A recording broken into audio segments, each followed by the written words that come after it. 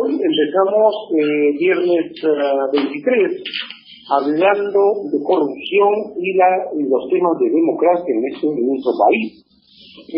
Está con nosotros el especialista en Derecho Corporativo, el señor Jorge Daniel Enrique. Jorge, ¿cómo estás? Muy buenos días.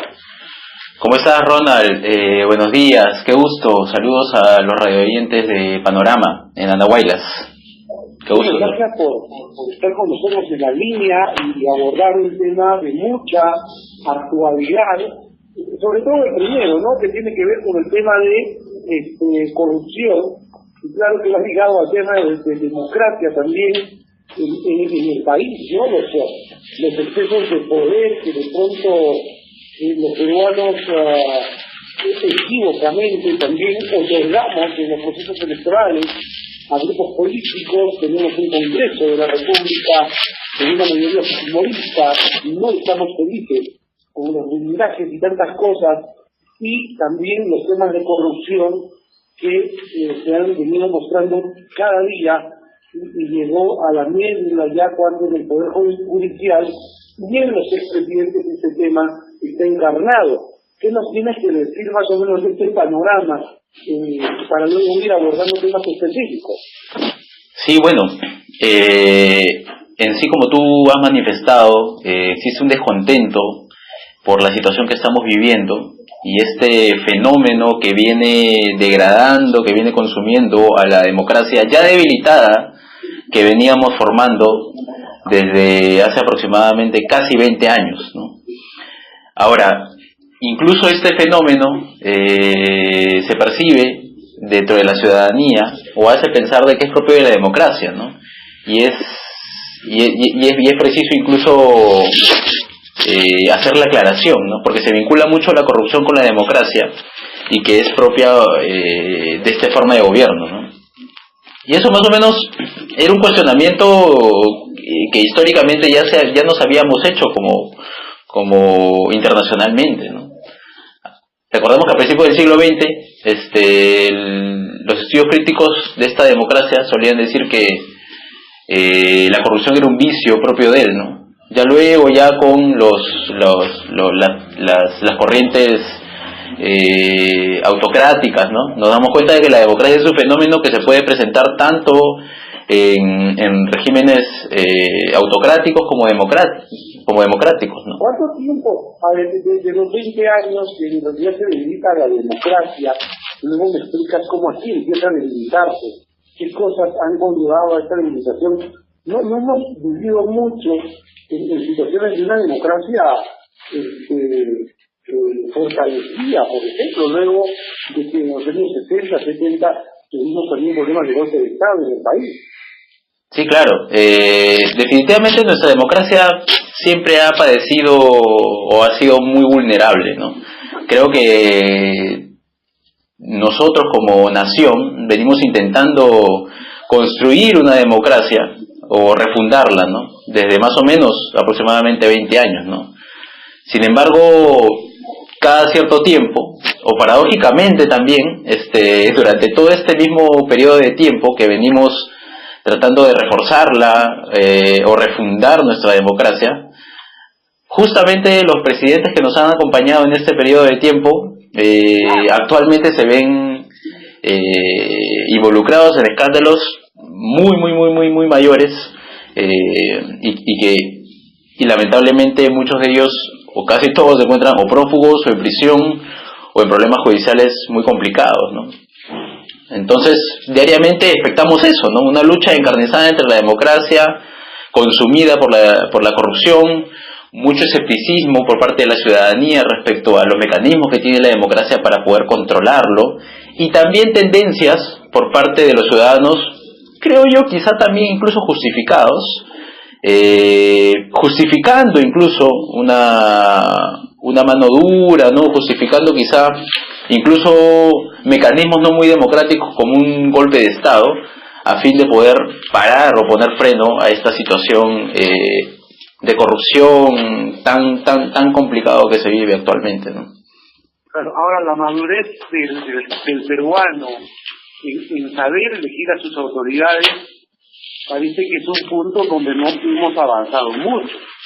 En muchas regiones, en provincias como la nuestra, el gran porcentaje de electores vota por compromiso o elige a sus autoridades por un interés de proveer algún producto, de tener una chamba, y no exactamente por conocer muy bien lo que pretenden hacer los candidatos. Es decir, siempre andamos eligiendo no muy bien a las autoridades.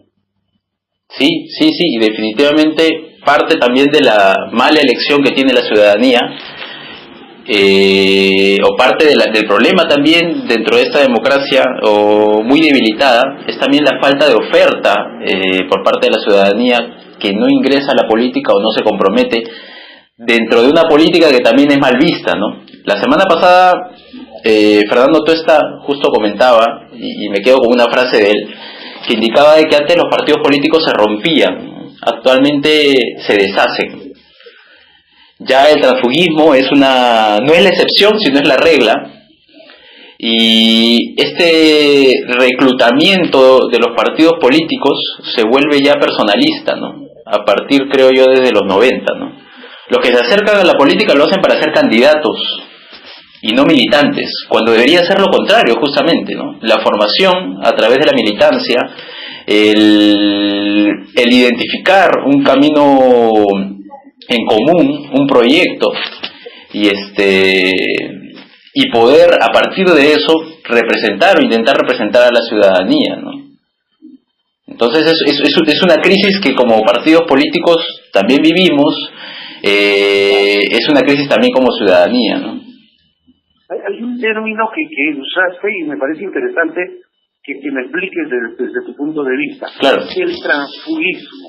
¿Qué ocurre? ¿Cuáles son los principios o cómo se percibe a un candidato cuando se pasea de partido tras partido, en unas de derecha, en otras de centro, en otras de izquierda, y en otras que no se sabe ni cómo llegaron, y cuando los periodistas preguntamos qué pasó, lo único que nos responden es que soy invitado? O sea, ¿qué percibes tú de este comportamiento de los políticos del transfugismo?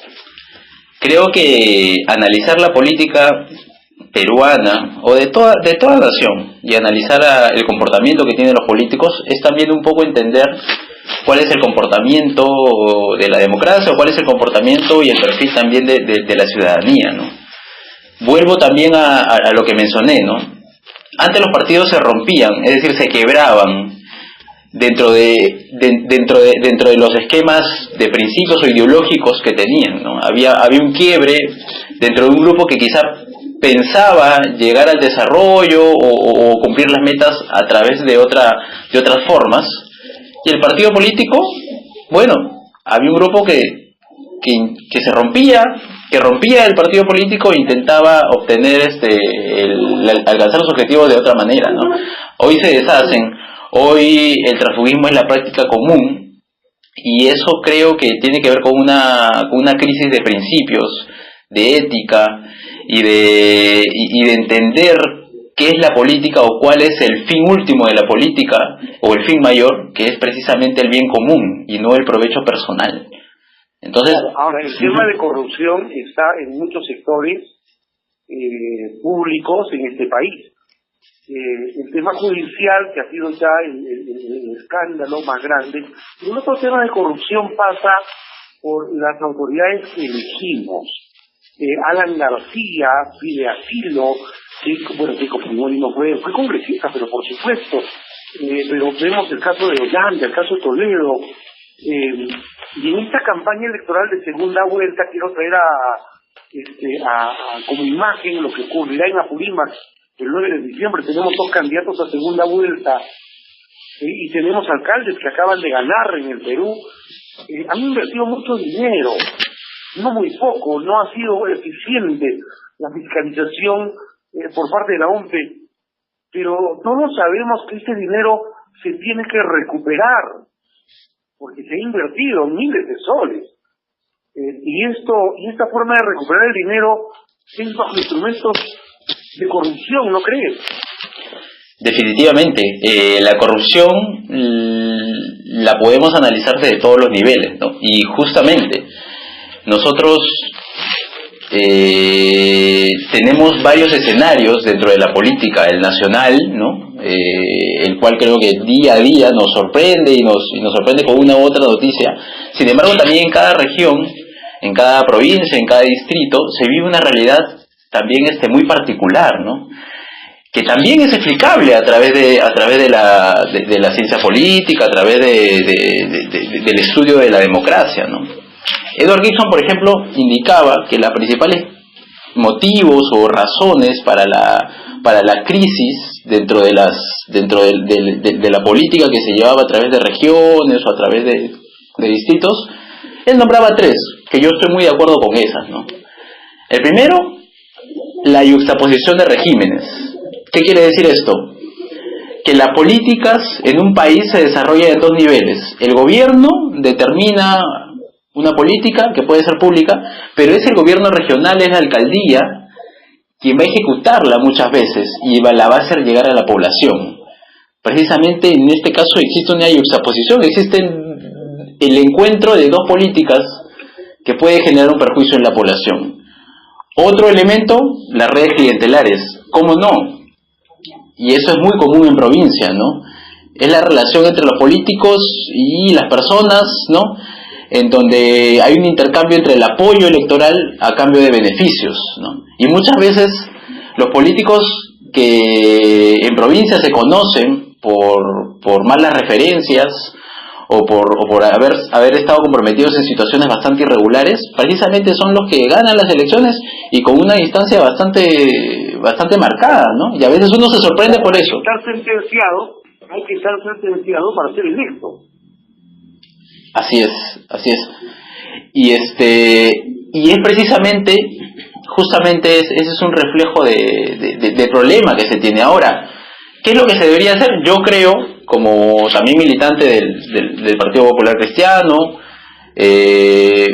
me presentan como especialista de derecho corporativo y bueno, quizás también se puede preguntar por qué tiene que ver el estudio de las empresas o del campo privado dentro de la política. Mucho, ¿no? Hoy por hoy el Perú está cuestionado y cada vez bajamos más en cuestión a creación de riqueza, ¿no?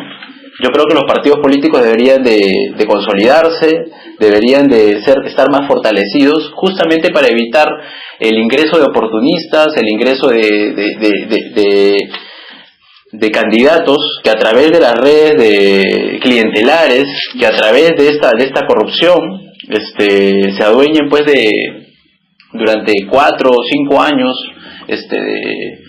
de la voluntad del pueblo, ¿no? Y hagan pues o ejecuten su voluntad más allá de lo que el pueblo espera.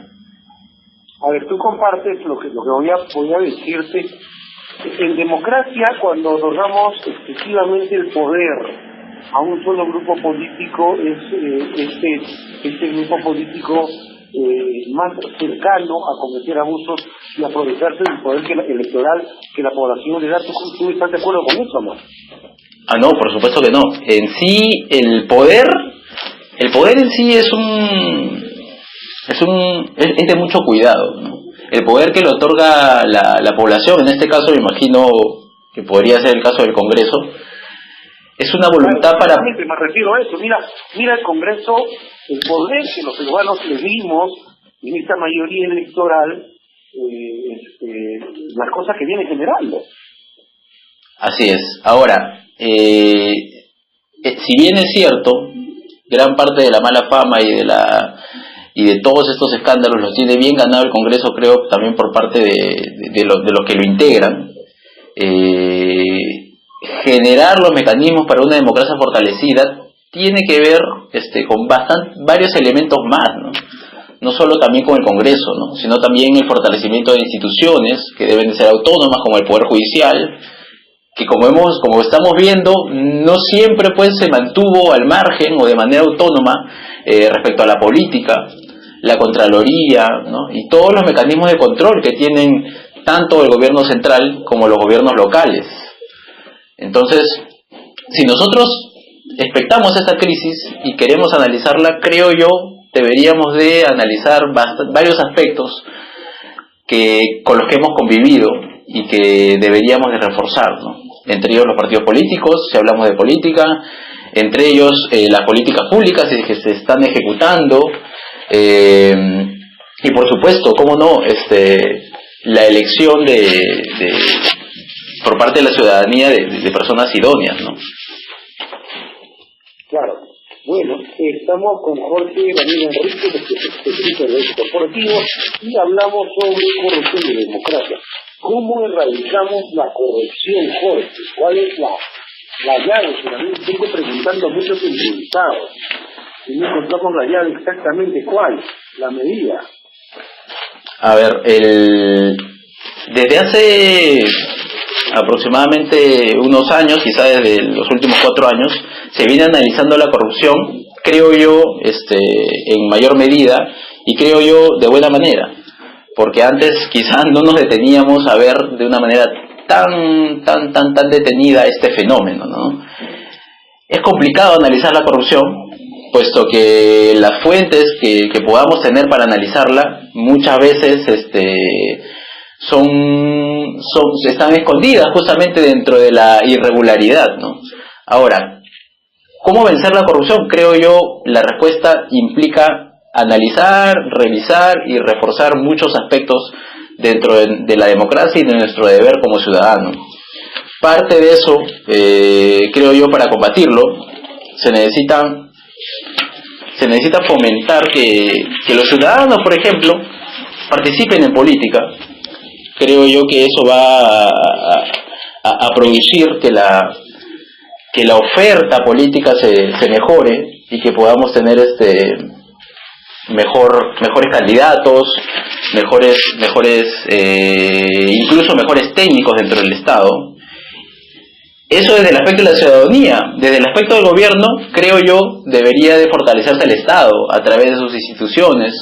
Debería de fortalecerse el Poder Judicial, siendo realmente imparcial, sin injerencias políticas. Debería de fortalecerse el control que tiene la Contraloría respecto al gasto, respecto al presupuesto, no solo a través del gobierno central, sino también de los regionales, que muchas veces las iniciativas que tienen finalmente generan irregularidades o no van, digamos, o no apuntan a cubrir las necesidades o las reales necesidades que tiene la región, ¿no? Buenos días, Jorge. Te saluda Mermeira, colaborador de Ronald. Yo quiero hacerte una consulta. Mira, el Sistema Nacional de Control en el país, si bien es cierto, tiene un mecanismo de control previo, concurrente y posterior, lamentablemente las entidades del Estado siempre están orientadas únicamente al control posterior. Después que se han suscitado los hechos de corrupción o algún mal manejo valga la redundancia, en el manejo del presupuesto del Estado, ¿no? Sin embargo, hasta ahora no tenemos ninguna propuesta de cómo fortalecer la prevención de las acciones de corrupción, ¿no? Que considero de pronto sería la medida más saludable que nos tendría un éxito mayor en este tan delicado y complicado tema que es de corrupción. ¿Tú qué piensas de esto?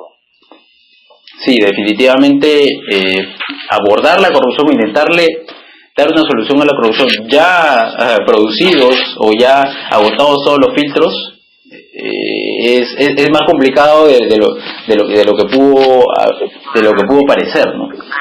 De hecho, parte de la solución, desde mi opinión personal, para este fenómeno que desgasta nuestra democracia y que debilita nuestras instituciones, como es la corrupción, tiene que ver con la concientización, tiene que ver con crear, pues, dentro de la ciudadanía una conciencia respecto a sus instituciones y generar también los mecanismos por parte del Estado necesarios no solamente para combatirla, ¿no? Como vemos y como quizá es la percepción inmediatista que tiene la población, ¿no? Bueno, también propia de ella, porque también se ve desesperada y se ve acorralada, ¿no?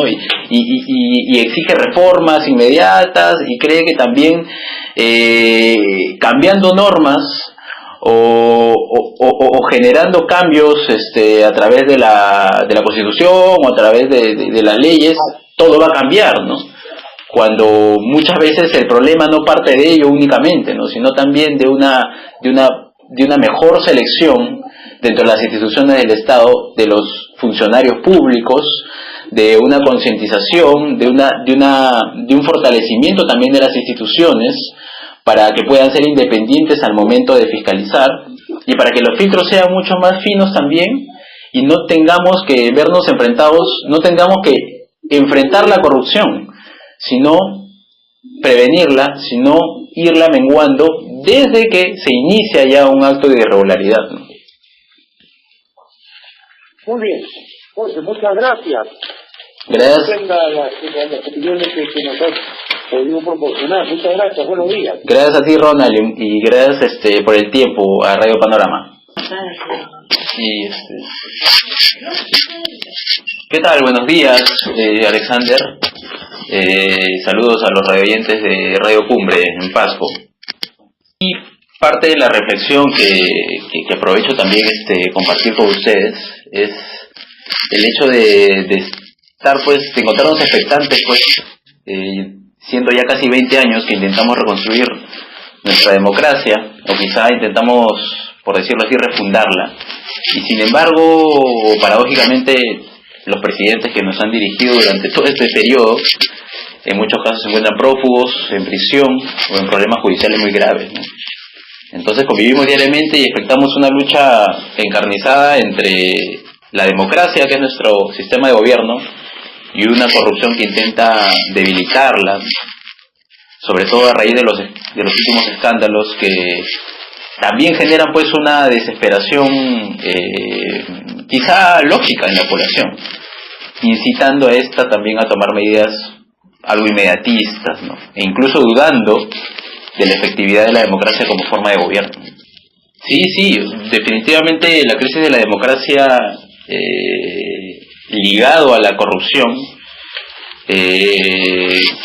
viene ya o tiene en sí ya una larga data, ¿no?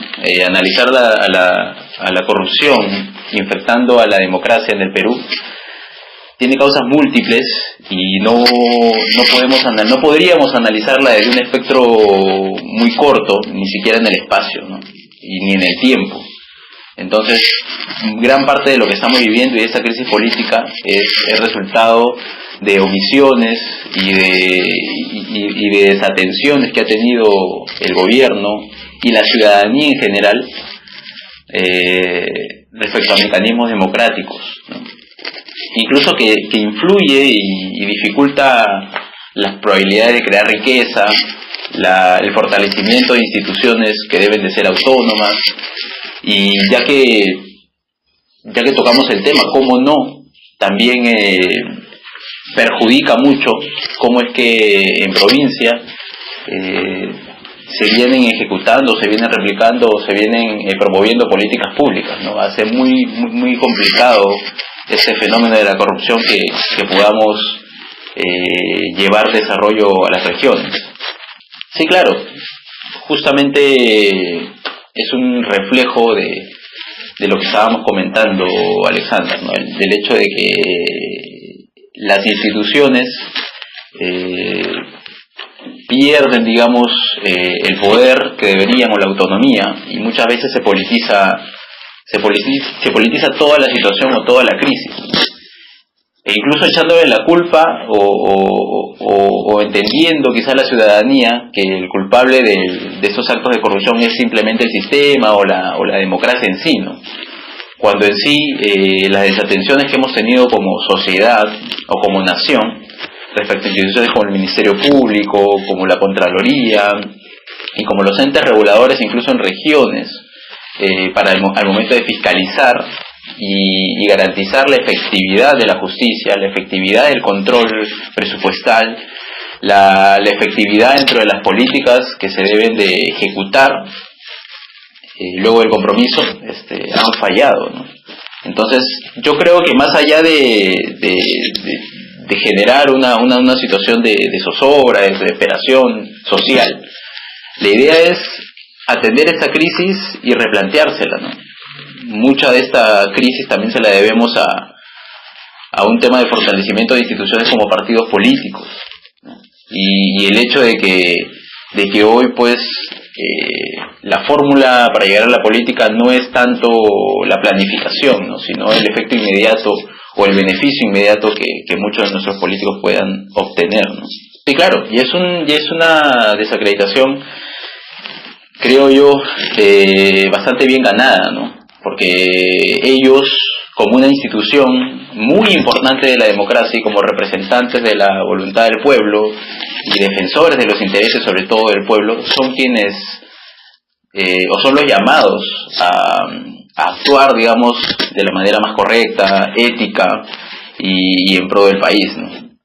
Entonces, yo creo que lo que nos corresponde hacer en este caso es, como sociedad, replantearnos el problema, entender, y yo creo que las últimas elecciones municipales y regionales, o los resultados de ellas, más o menos nos arrojan también una cierta autocrítica social que el Perú se hace o se continúa haciendo, ¿no? Ahora entendamos de que la democracia como forma de gobierno es perfectible, y nosotros estamos y continuamos y seguiremos seguramente en búsqueda de una mejor democracia, y vale la pena revisarla, vale la pena analizarla, vale la pena también equivocarse y vale la pena también refundarla o reformarla de una otra forma. Una de las formas puede ser atraer a la ciudadanía a la política, tener gente pues más idónea participando en política, y evitando pues que más politiqueros ingresen a la misma, y formando dentro de la posición que nos toca como ciudadanos, como militantes de algún partido político, formando también estadistas, ¿no?, que es de lo que carece nuestra democracia actualmente.